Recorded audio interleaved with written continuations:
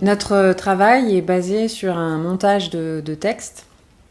Et ce montage de textes comprend des paragraphes issus de différents ouvrages de Victor Hugo. Il s'appuie également sur des textes issus des séances d'étable.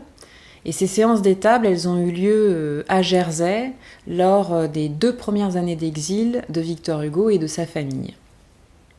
Mais qu'est-ce qu'une séance d'étable ? C'est une séance de spiritisme. En effet, Victor Hugo avait été initié par une amie à lui, qui revenait des États-Unis, Delphine de Girardin.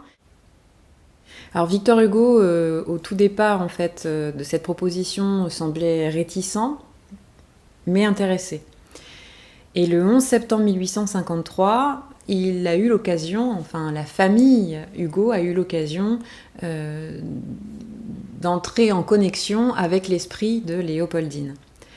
Madame Hugo a posé une question à laquelle Léopoldine était la seule à avoir la réponse, et en effet la table a donné la bonne réponse. Et à ce moment précis, pour la famille Hugo, ça a été le point de départ en fait de la croyance, en tout cas, en ces séances spirites. Alors j'ai oublié de vous parler de Charles Hugo, le fils de Victor Hugo, qui était reconnu par l'Assemblée comme étant le médium de ces séances spirites. Donc sans lui, rien de tout ça n'aurait été possible. Alors les séances qu'il pratiquait duraient assez longtemps parce qu'il communiquait par un système qui est très connu dans ces pratiques-là, avec une lettre égale tant de coups. Par exemple, A, c'est 1 coup, B, 2 coups, C, 3 coups. Et c'est de cette manière-là, en fait, qu'il rédigeait les textes et les poèmes, parce que parfois, il y avait des œuvres poétiques qui ressortaient de ces séances-là. Ils ont pratiqué ces séances spirites pendant 2 années, avant que la famille Hugo ne parte pour Guernesey.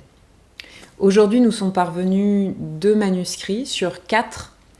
Il y en a encore donc 2 qui sont dans la nature, en sachant que les 2 manuscrits qui nous sont parvenus sont aujourd'hui à la Bibliothèque nationale de France, après un long périple, après avoir eux-mêmes disparu, réapparu, redisparu.